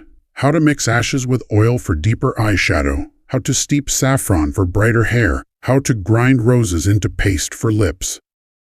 These were trade secrets, guarded as fiercely as any merchant guarded his wares. Because in the economy of beauty, knowledge was wealth. And wealth was survival. And yet, there is tenderness here too. Imagine two courtesans preparing together, laughing, sharing pigments, braiding each other's hair. Behind the mask of performance was camaraderie, even sisterhood. Their secrets were not only weapons, but bonds. Cosmetics built communities, however fragile, among women who lived outside respectability. Perhaps they found in the mirror not only armor, but also each other. As this chapter closes, linger with one image, a courtesan stepping into a symposium, torchlight catching the red of her lips, the gold of her hair, the shimmer of oil on her shoulders. The men pause, the air shifts, the room bends toward her. She smiles not because she is frivolous, but because she knows she has won. Her painted face is not a mask of deception, but a banner of survival, a declaration of power. That is her secret. And it lingers still, whispered across centuries every time a woman paints her lips before stepping into a room that will not listen unless she dazzles first. Chapter 9. The Alchemy of Color. Every color worn on the skin in antiquity was not simply picked from a shelf or purchased in a shop. It was wrestled from the earth, coaxed from plants, gathered from insects, hammered from stone. Before color lived on lips or cheeks or eyes, it lived in soil, in rock, in root, in shell. And every time a woman touched her jar of pigment, she touched not just paint but geography, labor, risk. To wear color was to wear the world. Let us begin with red, the heartbeat of beauty. In Egypt, women crushed carmine beetles, their bodies so small they had to be gathered in thousands. Picture it, women or slaves sweeping cactus pads, fingernails prying the tiny creatures off, drying them under sun until they shriveled into brittle husks. Then the grinding, pestles pounding, until the husks became fine crimson dust. The dust was mixed with oil, fat, or resin, stirred until it gleamed. The result, a red so vivid it seemed alive. Imagine painting that on lips, the color of blood, of pomegranates, of fire. Do you shiver at the thought of insects on your mouth? And yet, we still do this today. The carmine beetle lingers in modern lipsticks, coded into labels as E120. From the banks of the Nile to the fluorescent-lit aisles of drugstores, the beetle endures. Ochre gave another red, born not from insect, but from earth. Women scraped it from cliffs, where iron-rich soil blushed like dried blood. Ground and mixed with fat, it produced warm, earthy tones less vivid than carmine, but steadier, more abundant. Ochre was ancient, even to the ancients. Stone Age burials contained bodies painted in it, faces glowing red for eternity. So when Egyptian women brushed ochre to their lips, they participated in a lineage stretching tens of thousands of years behind them. Isn't that astonishing? One color, one mineral, connecting Paleolithic caves to Cleopatra's smile. Now green, the color of rebirth. Malachite, gleaming stone mined in Sinai, was ground into shimmering powder. Miners chiseled deep in narrow shafts, lungs filling with dust, eyes burning. Slaves died so that women might line their eyelids with Osiris's hue. And yet, that shimmering green was irresistible. Applied with gum to hold it fast, it glittered in sunlight, turned eyes into jewels.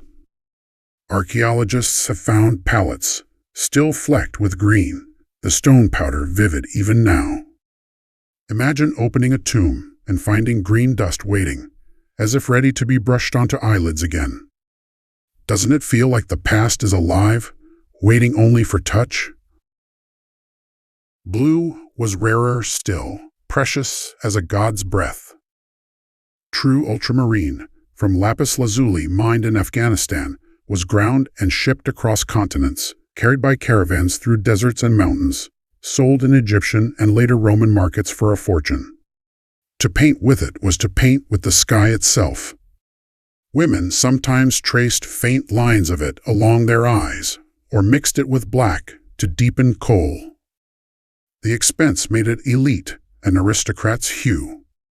When you think of a queen painted in blue, remember that her eyes glowed with the dust of mountains thousands of miles away, dust carried by hands that may never have known its destination.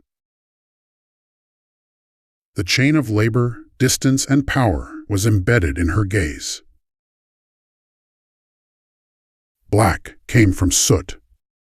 Simple, abundant, universal. Lamps burning oil left residue clinging to clay. This soot was scraped, mixed with oil, and pressed onto eyelids. Antimony, imported from the East, gave another black, more durable, more intense. To line the eyes black was not just aesthetic, it was survival. The glare of the sun, the bite of flies, the risk of infection all softened by kohl's protective properties.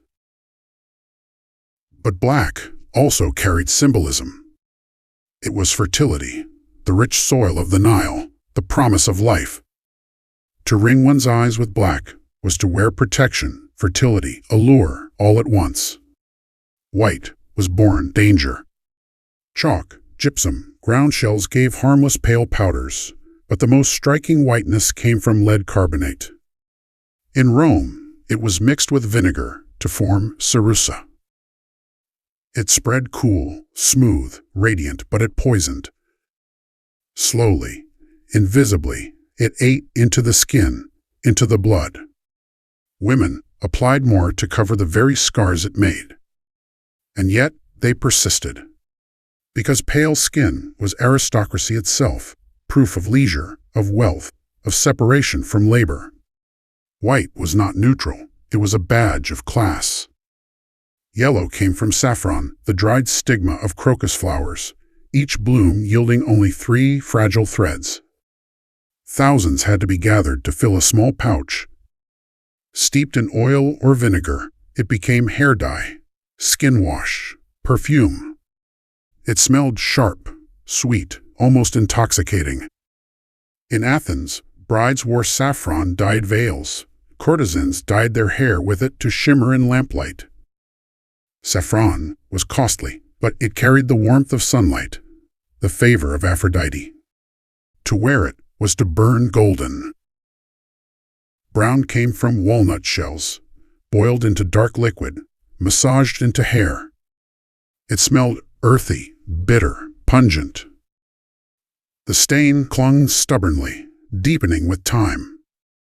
Brown was common, unremarkable, but useful and easy way to deepen hair, to cover gray, to match the allure of dark-eyed gods like Dionysus. Even the ordinary colors carried divine weight. But colors were not just pigments. They were trade routes, economies, risks. Imagine the caravans carrying frankincense and lapis, the ships heavy with saffron, the miners choking on cinnabar dust. Every jar on a woman's table was also a story of extraction and exchange. To paint her lips red, she wore the labor of insect gatherers. To line her eyes green, she wore the death of miners. To whiten her face, she wore the risk of poison. Cosmetics were miniature empires. And colors were not only worn, consumed. Some women drank wine steeped with herbs for glowing skin, ate saffron for radiance, swallowed lead powders, believing it would lighten them from within. Beauty was ingested, digested, dangerous. The line between medicine, food, and pigment blurred. Imagine sipping wine laced with saffron, your lips stained faintly gold, your stomach warming, your skin glowing. Beauty entered through every possible door. There is something profoundly moving in this. We think of color as surface, decoration. But in antiquity, color was elemental. To paint red was to crush beetle or stone, to wear blood or earth. To paint green was to grind mountains. To paint blue was to wear the sky. Every jar was a fragment of the cosmos, every stroke of pigment a reminder that beauty was not frivolous, but cosmic, geological, divine. Pause with me. Imagine opening a woman's cosmetic chest in Rome. Tiny glass bottles, bronze spoons, alabaster jars. Inside, powders that glitter, pastes that gleam, scents that rise sharp and sweet. Touch the red powder, feel the grit of beetle dust. Smell the yellow oil-sharp saffron, pungent vinegar. Dip a finger in white paste, thick, chalky, heavy. These are not luxuries. They are worlds. And when she paints them on her skin, she becomes not only herself but a vessel of the earth's colors, carrying stone, insect, flower, soil on her body. And isn't that still true? Open your own makeup drawer. What do you find? Powders pressed from minerals, dyes born of plants, oils from seeds. We cloak them in sleek packaging, but beneath the gloss lies the same truth. Beauty is geology and botany repurposed. The earth itself, ground and painted. The ancients knew it, we have only forgotten. So as this chapter ends, linger with one thought. Every stroke of color was alchemy. Not metaphorical alchemy, literal. Earth turned to flesh, insect to lip, mountain to eyelid. Beauty was matter transformed, risk embraced, divinity invoked. To paint was to perform magic, daily, with pestle and jar. And when a woman leaned into her mirror, she did not simply see herself. She saw the world crushed, ground, mixed, and glowing back at her from her painted skin. Chapter 10. Rituals of the Morning. The sun is not yet fully risen. The streets outside are still cool, the clamor of merchants, and donkeys only a murmur. In the quiet chamber of an Egyptian home, or a Greek villa, or a Roman townhouse, the day begins with ritual. Not prayer, though prayer is woven into it. Not labor, though hands will labor. It begins with beauty. Let us slip into the room. A faint glow of light seeps through wooden shutters. The bed, a frame of wood or rope, still bears the warmth of sleep. On a low table near the mirror lies an assortment of jars, brushes, combs, and cloths. They are waiting, like actors before curtain rise. And here, the woman herself sits on a stool, a servant or sister or daughter standing behind her. She yawns, stretches, and begins the work of becoming. First, the cleansing. The ancients did not have soap in the way we know it. They had oils. Olive oil in Greece, sesame or almond in Egypt, perfumed blends in Rome. She pours a little into her palm, massages it into her face. It feels heavy, smooth, alive. Then she scrapes it away with a curved bronze strigil. With the oil goes dirt, sweat, yesterday's paint. Already her skin shines, glowing faintly in the half-light. Doesn't it sound indulgent? Yet this was ordinary. To begin the day without cleansing oil would be like stepping into the world half-dressed. Next, the scent. She dips fingers into a small vial of perfume lotus in Egypt, rose in Greece, saffron in Rome, and rubs it onto wrists, neck, even the tips of her hair. The room fills with fragrance, soft but insistent. Perfume in the morning is not meant to overpower, it is meant to whisper, to cling, to warm with the rising sun. The oil makes her skin supple, pliant, ready for paint. She inhales, exhales. The day is beginning. Then, the face. A servant opens a pot of white paste. If she is wealthy, it may be Sarusa-lead based, deadly, but radiant. If modest, it may be chalk mixed with vinegar. With a small spatula, the paste is spread across cheeks, forehead, chin. Pale skin is prized in many cultures of antiquity, not because it looks natural, but because it signals status. To be pale is to declare, I do not labor in the fields. I live indoors, in shaded rooms, attended. It is not complexion, but proclamation. She studies the effect in her polished bronze mirror. Already she looks less like a tired woman and more like a figure in relief. But pallor alone is lifeless. Now comes the pulse of color. From a jar, she dabs red pigment ochre or crushed carmine insects onto her cheeks. She rubs it in with a moistened finger, watching as her skin blooms. The faint flush mimics youth, health, fertility. A second dab on the lips, smoothed carefully. Her mouth darkens, brightens, becomes more vivid. She presses them together, leaving a faint stain on the fingertip she used. One could almost imagine the red is breath itself, coaxed to the surface. Isn't that a beautiful thought, that makeup is not about creating but revealing, coaxing the hidden to appear?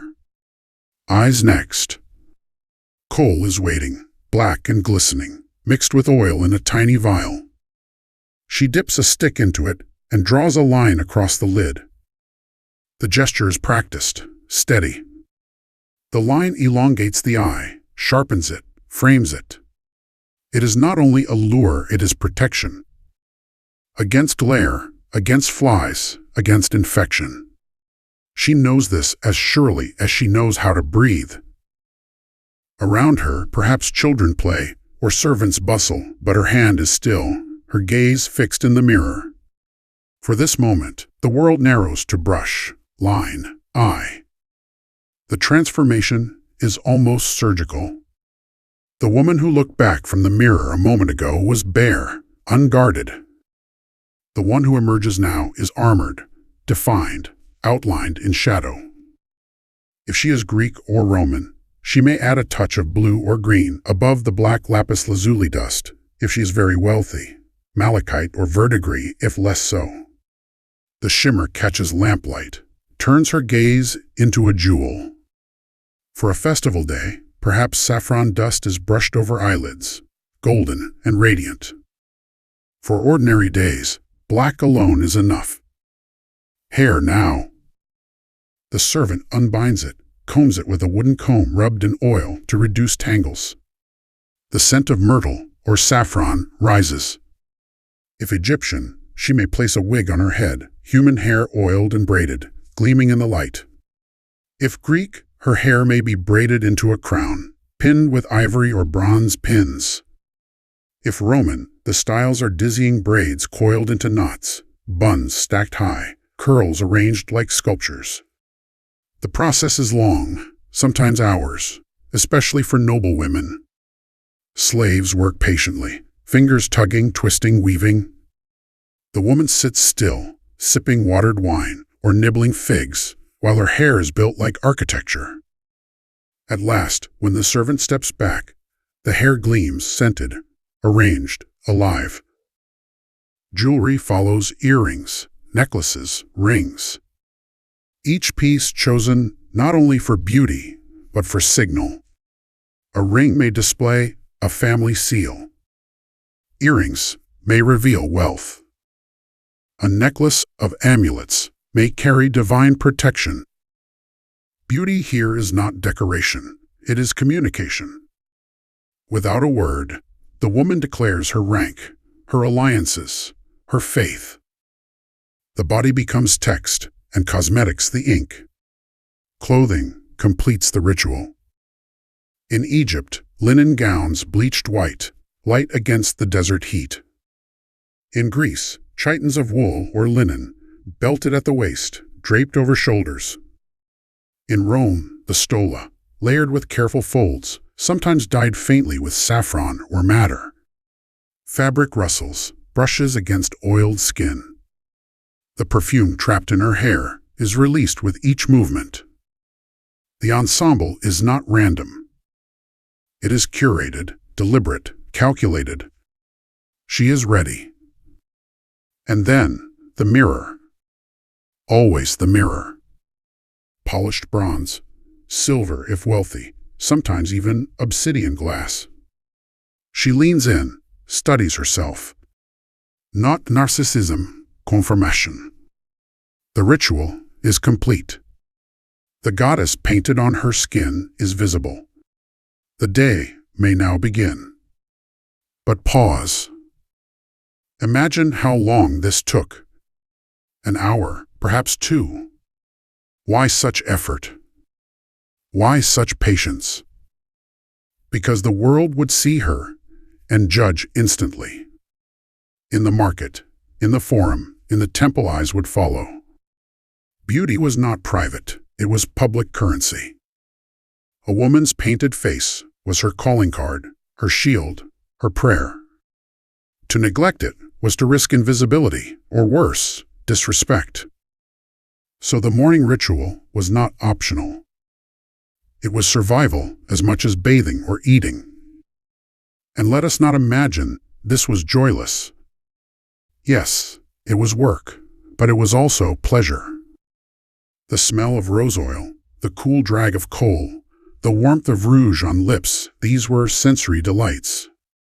Women laughed, gossiped, sang as they painted. Mothers taught daughters, courtesans whispered tricks to one another, slaves practiced the art until they became masters in their own right. The ritual was not only for the gaze of men, it was for the community of women, the continuity of practice, joy of transformation. And how different is it from us, really? Do you not feel that same pause of satisfaction when eyeliner sharpens your gaze, when lipstick warms your face, when perfume catches in your hair? The ritual is ancient. The products change, the mirrors modernize, but the morning performance endures. 1,000 years from now, archaeologists may unearth our compacts, our tubes, our palettes, and wonder the same: why did they paint? And the answer will echo what you feel now, what she felt then, to face the world armored, adorned, divine. So picture her, at last, stepping into the street. The sun is higher now, warming stone walls, stirring markets into life. She walks, her robe whispering, her hair gleaming, her lips red. People glance, perhaps admire, perhaps whisper. But she knows, she is ready. The ritual has transformed her. The woman who woke in shadow is gone. The goddess walks in her place. Chapter 11. Nights of Splendor. Daylight beauty is one thing. It is sunlight caught in hair, rouge flushed against cheeks in the marketplace, perfume carried gently on the morning breeze. But night, that is something else. Night was the stage where beauty became theater. Under lamplight, cosmetics shifted, deepened, became dangerous. The faint rouge that seemed modest in the morning became flame by torchlight. Coal, dark in daylight, turned eyes into smoldering embers. Perfume, released by the warmth of crowded bodies, thickened the air until it was as tangible as smoke. Nights in antiquity, banquets, festivals, symposia were not merely social occasions. They were performances. And women were both performers and audience, painting themselves not only for men, but for the gods, for one another, for memory itself. Picture an Egyptian banquet hall. Pillars painted with lotus blossoms rise into shadow. Torches hiss, casting golden light on plaster walls. Servants pour wine spiced with honey and cinnamon. Music shimmers from lutes and flutes. And in this glowing, fragrant chamber sit women, their wigs perfumed with cones of scented wax that slowly melt, releasing streams of fragrance down braids and shoulders. The smell of myrrh and lotus thickens the air. Their eyes are lined in black kohl, their lips red as pomegranates. When they laugh, when they tilt their heads, the light catches the sheen of oil on their skin. The entire room glows, not with fire alone, but with painted flesh. Imagine the sensory assault, torches crackling, music rising, wine burning the throat, perfume clinging to hair and cloth. Beauty is not visual here, it is total. Shift to Greece. The symposium, that curious blend of philosophy, politics, and revelry. Men recline on couches, cups of wine in hand. They debate Homer, they argue strategy, they quote Euripides. But listen closer, and you hear laughter, music, the rustle of fabric. Women are present too, not wives, for they remain at home, but hetairai, courtesans, musicians. Their role is to dazzle. By lamplight, their saffron-dyed hair burns gold. Their cheeks glow with rouge, their lips glisten, their eyes are framed in dark shadow. They move through the room with deliberate grace, pouring wine, teasing, laughing, their beauty heightened by the dim light. By day, their pigments may have seemed bold. By night, they are perfect colors magnified, shadows deepened, every gesture sharpened into allure. Think of modern theater makeup, how bold it seems in daylight, how perfect under spotlight. The ancients knew this instinctively. Night demanded exaggeration. Night rewarded it. And then Rome. Imagine a triclinium, a banquet room where couches line three sides of a table heavy with dishes, roasted peacock, honey cakes, figs. Oil lamps flicker, casting shadows that dance along painted frescoes. The air is thick with perfume, so heavy that some guests cough, covering their mouths with silk cloths. But others smile, intoxicated. Women recline alongside men, their faces pale with lead paste, lips painted crimson with cinnabar, eyes dark with soot. They wear jewels that catch the lamplight, their hair coiled into elaborate braids pinned with gold. When they speak, when they laugh, their movements are small, calculated, designed to release scent and sparkle. Ovid, ever the satirist, mocked such excess, but also described it lovingly. He knew, as everyone did, that beauty at night was irresistible precisely because it was artifice. By day one, might pretend to seek natural modesty, By night, no one believed the lie. Night belonged to artifice.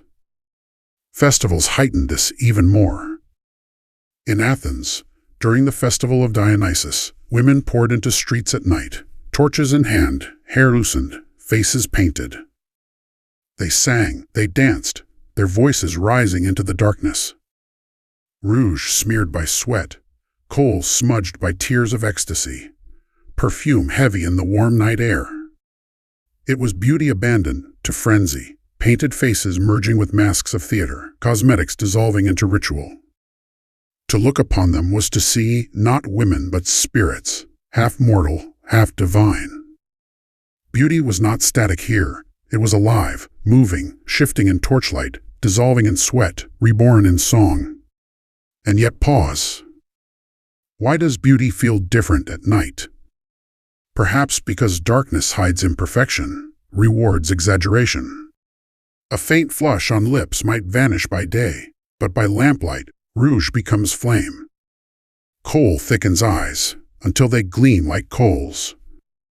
Perfume clings tighter in warm rooms. Jewelry flashes sharper in shadows. Night is generous to beauty, making it larger than life. The ancients knew this, and so they painted themselves accordingly. Isn't it still true? Think of nightclub makeup, wedding makeup, red carpet makeup. Bolder, richer, more dramatic. The ritual is ancient. But night carried risks too. Paint that delighted by torchlight could look garish at dawn. Perfume that intoxicated at midnight might sour in morning heat. And so, the courtesans, the matrons, the daughters all mastered timing. They painted not only for the night, but for the precise hours of it. Perfume applied too early faded before the banquet. Too late, it clung awkwardly, overwhelming. Kohl too heavy smeared with sweat, too light it vanished in dim rooms. Beauty was not simply applied, it was managed, curated across hours. A performance that began at dusk and ended before sunrise. Consider the intimacy of this. Imagine a woman leaning close across a couch, torchlight catching her lips. The man she speaks to sees the red, smells the saffron, feels the heat of her oiled skin. For him, it is a lure. For her, it is work. Hours of preparation, jars of pigment, the labor of slaves or sisters, all condensed into that moment. One smile, one glance, one brush of perfumed hair across his cheek. Behind it lies empire, economy, ritual. And the gods, always the gods, linger in the background. Beauty at night was not only for mortals. Festivals were offerings. Painted faces were masks worn to honor Dionysus, Aphrodite, Hathor, Venus. Perfume rising in banquets was as much incense to gods as to men. Night blurred the line between sacred and profane, between feast and ritual. Women painted themselves not only to be admired, but to participate in a cosmic performance where gods looked down, watching, perhaps approving, perhaps jealous.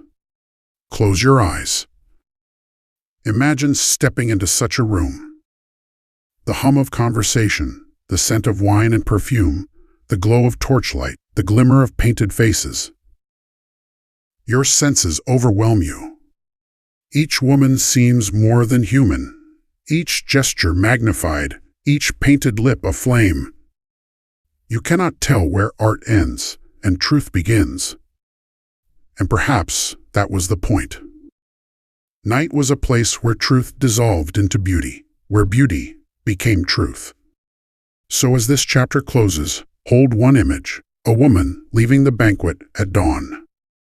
Her hair is loosened, perfume faded, kohl smudged, lips still faintly red.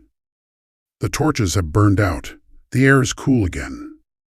She walks home through quiet streets, past sleeping dogs and shuttered stalls. She looks tired, human again. But for a few hours, under firelight, she was something else, something painted, perfumed, divine. and those who saw her will not forget. That is the power of beauty at night. That is the splendor of evenings long vanished, echoing still in the rituals we carry forward. Chapter 12. The Legacy of Painted Faces. History rarely ends, it lingers. The jars are broken, the oils evaporated, the pigments scattered into dust, but the gestures remain. The woman who drew a line of coal across her eyelid in Thebes 3,000 years ago is not so distant from the one who sharpens her eyeliner in a bathroom mirror today. The courtesan who dabbed rouge before entering a symposium is kin to the performer backstage, blotting her lips before stepping into spotlight.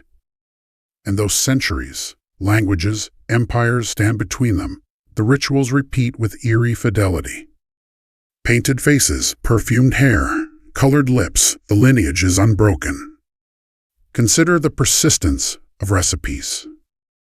Carmine, from crushed insects, still stains modern lipsticks. Lead has been banished, yes, but white powders persist in foundations, their chemistry altered but their goal unchanged, the even luminous canvas of pale skin. Saffron still perfumes soaps, dyes fabrics, flavors creams. Rose oil, myrrh, frankincense, all ancient perfumes still bottled today, sold in glossy packaging, their scent unchanged from the amphorae of Egypt or the alabaster jars of Rome. Walk through a department store fragrance counter, and you are in a temple as surely as any shrine to Aphrodite or Hathor. And the language persists, too. Rouge. From the French. Cosmetics. From the Greek kosmetikos. Makeup. From the act of making oneself up. We inherit not only substances but words, words that echo with the dust of amphorae and the scrape of bronze mirrors. Even the marketing whispers are ancient, promises of youth, allure, transformation. Roman satirists mocked women for believing rouge could preserve their beauty. Modern comedians recycle the joke. The criticism endures because the practice endures. But let us not reduce it to cynicism. The ancients knew what we know. Cosmetics are not only deception but expression. When a woman traced kohl around her eyes, she was not only tricking others, she was remaking herself. When you, today, swipe lipstick across your lips, do you not feel a flicker of difference in posture, in confidence, in voice? That change is real. To dismiss it as false is to miss the point. The ancients knew better. They called upon goddesses in their paint, invoked divinity in their perfumes, believed the transformation mattered. And perhaps they were right. Pause here. Why do we still argue about makeup? Why, after 5,000 years, do we still call it shallow, trivial, vain? Perhaps because its power unsettles. Power on the face, power in the air, power invisible yet undeniable. A painted face can command attention, alter perception, bend memory.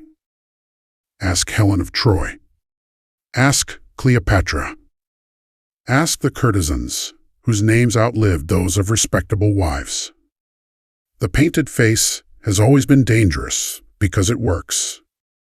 And beauty's double standard lingers, too. Ancient men mocked women for painting while simultaneously demanding they appear beautiful. They accused them of deception while praising those whose beauty seemed natural, though achieved by labor. How familiar this sounds. The magazines scold, the critics sneer, but the painted faces persist. Because the pressure to be seen, to be remembered, to be desired, has never disappeared. Beauty is both prison and weapon. The ancients understood this paradox intimately. Yet look closer. Beneath judgment, beneath economy, beneath power games, there is also joy. Imagine an Egyptian girl giggling as she experiments with malachite on her eyelids. A Greek bride smiling as her mother braids saffron into her hair. A Roman matron pausing to admire the gleam of her oiled skin in lamplight. And imagine yourself, perhaps, smiling in the mirror when the blush sits just right, when the eyeliner matches, when the perfume settles on your collarbone like a secret. That joy is real. That continuity is profound. What then is the legacy of painted faces? It is survival, yes, courtesans painting to secure patrons, matrons painting to secure status. It is danger lead poisoning, cinnabar's toxins, saffron's exorbitant price. It is memory perfume sealed in tombs, pigments lingering on statues, recipes scratched onto papyrus. But above all, it is connection. Across centuries, across continents, across empires, the gestures are the same. We are bound to them, not only by history, but by muscle memory. Brush to skin, color to lip, line to eye. The mirror does not care whether it is bronze or glass or smartphone, it reflects the same ritual, repeated endlessly. And here is a final thought. When archaeologists dig into our time, what will they find? Plastic tubes, shattered compacts, pallets caked with powder. Will they hold them as we hold coal pots and alabaster jars, marveling at the universality of vanity? Or will they see more clearly that these objects were not vanity at all, but survival, expression, worship? Will they recognize the goddess still painted on every face, the perfume still rising like incense in every crowd? Perhaps you smile. Perhaps you shake your head. But consider this. Beauty has always been more than skin deep, precisely because it has always been skin deep. To paint the body is to declare it worthy of art, of transformation, of attention. And if 5,000 years of women have persisted in this ritual despite mockery, danger, and labor, perhaps we should take it seriously. So let us end where we began. A woman sits before her mirror. The jar is open, the pigment ready. She lifts the brush, steady in her hand. She draws the line, paints the lip, oils the skin. Outside, the world waits. Market, temple, banquet, judgment. But for this moment, she is alone. She is goddess, she is artist, and canvas both. The ritual is eternal. The painted face endures. And when she steps into the world, she carries not only herself, but every woman before her, Egyptian, Greek, Roman, forgotten, remembered. Painted faces, perfumed hair, crimson lips. This is the true legacy, beauty not as ornament, but as history written daily on skin.